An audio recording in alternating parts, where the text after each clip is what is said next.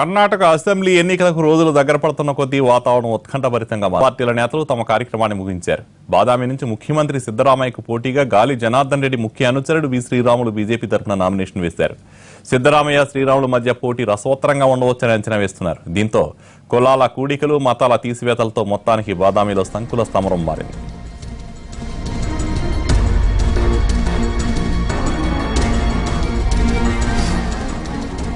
కర్ణాటక శాసనసభ ఎన్నికలు 3 ప్రధాన కులాల మధ్య అధికార పోరాటంగా మారాయి. జనాభా పరంగా మొదటి 2 స్థానాల్లో ఎస్సీలు, ముస్లింలు ఉండగా 3, 4, 5 స్థానాల్లో ఒక్కిలగలు, లింగాయతులు, కురుబలు ఉన్నారు. ఒక్కిలగ, లింగాయత్, కురుబల మధ్య సీఎం సీటు కోసం హోరాహోరీ పోరాటం సాగుతోంది. ఒక్కిలగలు 2000 ఏళ్లుగా గంగావతి, హొయసాల, మైసూర్ ప్రాంతాల్లోని పాలనలో భాగస్వాములుగా ఉన్నారు. వీళ్ళది దక్షిణ కర్ణాటకలోని 10 జిల్లాల్లో బలమైన సామాజిక వర్గం.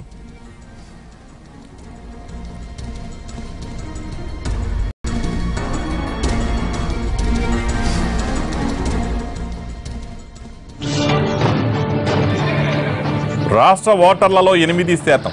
రాష్ట్రానికి కీలకమైన బెంగళూరు నగరంలోనూ ప్రాబల్యం వారిదే. సినిమా పరిశ్రమ వారి చేతిలోనే ఉంది. ఎస్ఎం కృష్ణ తర్వాత ఒక్కిలగలకు మాజీ ప్రధాని దేవగౌడే ఎదురులేని నేత అయ్యారు. ఆయన తనయుడు జనతాదళ సెక్యులర్ అధ్యక్షుడు కుమారస్వామి హయాంలో ఒక్కిలగలు జేడీఎస్కు దూరమయ్యారు. జేడీఎస్ నుంచి కాంగ్రెస్లోకి వెళ్లిన కురుబ నేత సిద్ధరామయ్య ముఖ్యమంత్రి అయ్యారు. సిద్ధు కూడా బలమైన ఒక్కిలగలను కాదని ఇతర సామాజిక వర్గాల మీద దృష్టి సారించారు. అన్ని రంగాల్లో ఒక్కిలగలను పక్కన పెట్టారు.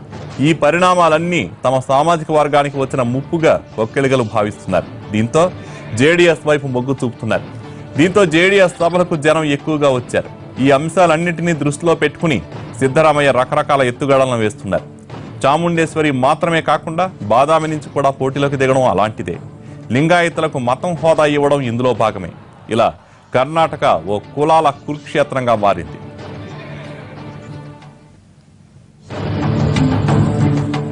సిద్ధరామయ్య చాముండేశ్వరిలో మాత్రమే కాదు, బాదామిలోనూ పోటీ నిలవడానికి కారణాలు లేకపోలేదు. చాముండేశ్వరిలో ఇప్పటి వరకు సిద్ధరామయ్య 5 సార్లు గెలిచారు. కానీ ప్రస్తుతం అక్కడ జేడీఎస్, బీజేపీ మధ్య రహస్య ఒప్పందం కుదిరినందువల్లే ఈ నిర్ణయంగా తెలుస్తోంది. బాదామిలో పెద్ద సంఖ్యలో కురుబ ఓట్లు ఉన్నాయి. సిద్ధు కూడా ఈ సామాజిక వర్గానికి చెందిన వారే. ప్రస్తుతం సిద్ధరామయ్య మైసూర్ జిల్లా వరుణ నుంచి ప్రాతినిధ్యం వహిస్తున్నారు. దీన్ని తన కుమారుడు డాక్టర్ యతీంద్ర కోసం ఖాళీ చేశారు. మరి మారిన సమీకరణాల ద్వారా సిద్ధు ప్రణాళికలు ఫలించేనా? పోయినసారిలా ఈసారి కూడా అదే పట్టు లభించేనా తెలియాల్సి ఉంది.